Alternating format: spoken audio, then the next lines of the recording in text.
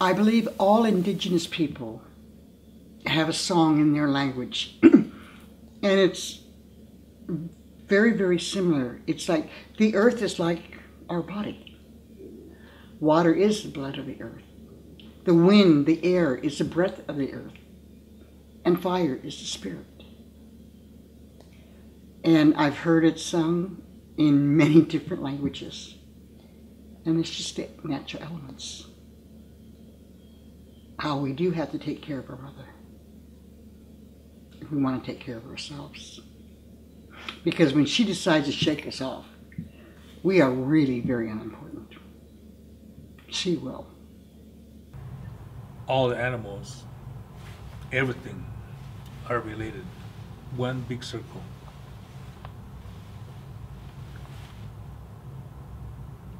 They're all there for a purpose. They all contribute something. But the way it is going now,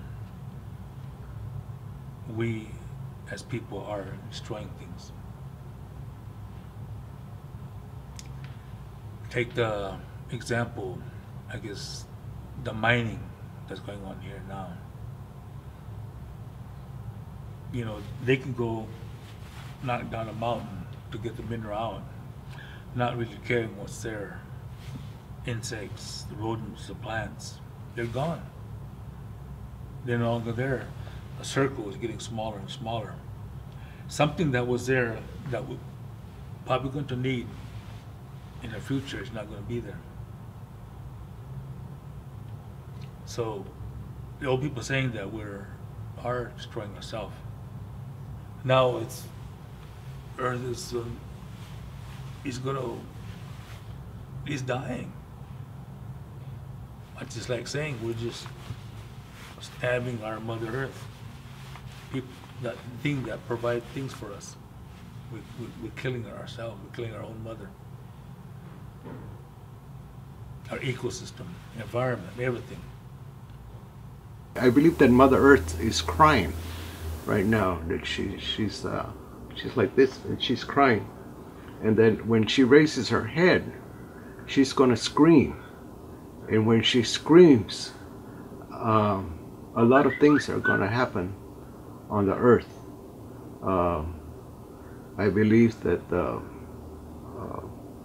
2/3 of the population is gonna die because of what we've done to the earth. I believe that the earth is a living organism. So everything that we're doing with our Mother Earth, she's going to rebel from that. And so when that happens, which is in the near future, I believe, in the next 100 years or so, there's already been, people are fighting for water. It's going to get worse.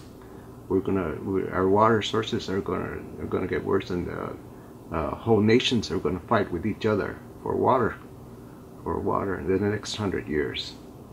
And that's going to be part of our, what the Hopis call it, Navoti, which is purification of the earth. And I believe strongly that that is going to happen. You can look at it all different ways. A simple way you look at it is, we've never actually been defeated as a country. Time is coming when we will be defeated.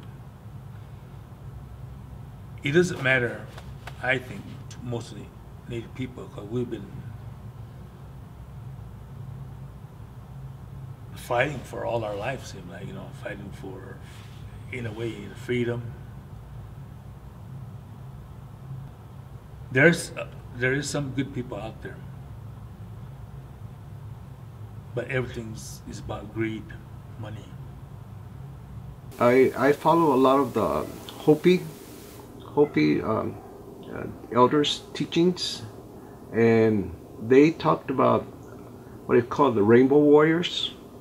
The Rainbow Warriors would come to us, and those were non-native people that found an interest, a true interest in how our way of thinking was involved with nature, and our balances with nature, and that they would come among us, which is I've seen happening now. Many non-native people are becoming very interested in our culture and our way of thinking with nature and the balance with nature, and I see that, and that was prophesied by the Hopi elders that this would happen among us. So I believe that's part of the Hopi prophecy, that would happen, and it's happening. Just because we say things with the words, don't write it down, so they don't believe that. But there's some good things. All Native people got some good things to say. Maybe what I'm telling you don't mean too much, but there's probably something in there that is worth saying. Anything that bad happens to me, I deserve it. That's how Mother Nature, Creator God, punish you. But we're gonna all be punished for what we do. I really believe in that way. We can slow it down. We could slow it down, and part of that is the rainbow warriors that are coming to us among our people all over, because there's okay, these people, they had it right in their way of thinking and how to live with the earth, not on the earth, and that's what I believe. It will be a gradual, slowdown, but I believe it will happen. Many people are affected with NDD, and NDD is a legitimate mental disorder. It's nature deficit disorder. And when you're not communing with the natural elements that surround you, even the green gives me energy, it cuts you off. Our society is so absent of the sacred. It's almost as though it's just but money that's sacred, irregardless of what the consequence may be. That's not a way to live at all. When you can communicate with everything that does surround you, and you have that reciprocity. If you take something, you give something. And the reason why I think we've been here so long was a simple thing, and that was respect. They tell about how when we take things, life of an animal, plant life, things using for our homes or cradle boards, willows, those kind of stuff. Anytime we take something, we always pray for it. We always give something back to it. We don't have anything, maybe a piece of our hair we give back. People they're afraid of each other. Like in a classroom now, we have 3 schools that have our language.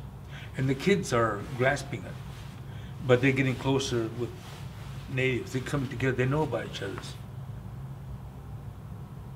They're respecting each other's cultures. That's what's happening now.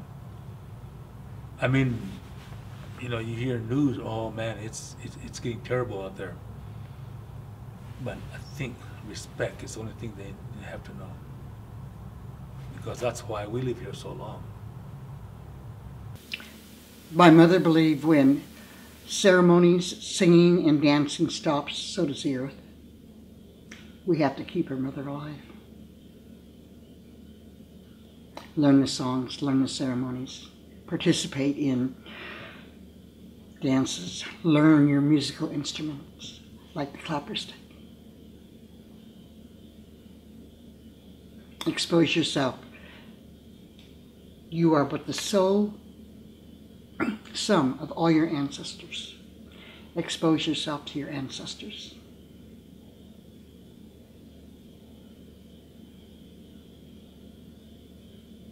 And enjoy it to the fullest.